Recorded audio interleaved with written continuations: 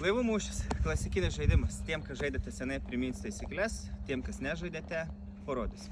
Taigi, žaidimas atkeliauja viename maiše, priekyje jūs rasite kojeles, reikalingas didžiai lentai. Pasiemate maišą, čia yra dar 3 maišiukai, kaip saldainis popieriuke. Pasižiūrite, čia yra apačia, mėlynoje. Ir raudona kita pusė. Pastraukime kojeles, sudedame lentas, kad būtų patogu matyti. Ir išsitraukime vidurinę lentą, prie kurios dedasi kojos. Tai kojos dedasi taip, kad matytumėte langelius.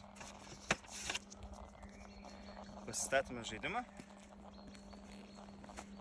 Ir ruošiamės pradėti jį žaisti. Kaip jau žinote, laivukai būna 4, 3, 2, 1, tai mes turime padarę pakeitimą. Kadangi mes atvykstame į šventes ir norime, kad žmonės ateitų papramogauti, trumpai pažaisti, pasikeltų energijos tonusą, esame padarę taisyklės, kad partija trunka 10 minučių. Laivelius pas mus atstoja stikliukai, tačiau nuo jūsų priklauso, ką jūs pilsite. Ar sultis, ar citrinų sultis žaidžiant su vaikais, ar šotukus. Svarbu yra pats procesas. Dar priedo, pas mūsų nėra laivukų po vieną, yra 4 laivukai po 4 langelius. Oi, kaip čia taip gali būti? Bet taip yra ir tos partijos per 10 minučių jos pasiteisina, nes neužlaiko ilgiau žmonių. Taigi, jau viską mes pasistatėme, turime markerį. Primenu, kad laivukai negali liestis vienas su kitu, būti šalia vienas kito, tarp laivukų turi būti po tarpelį. Na, kai jau pradedat šaudyti, išsirenkate priešininką ar ne ir šaudate B2.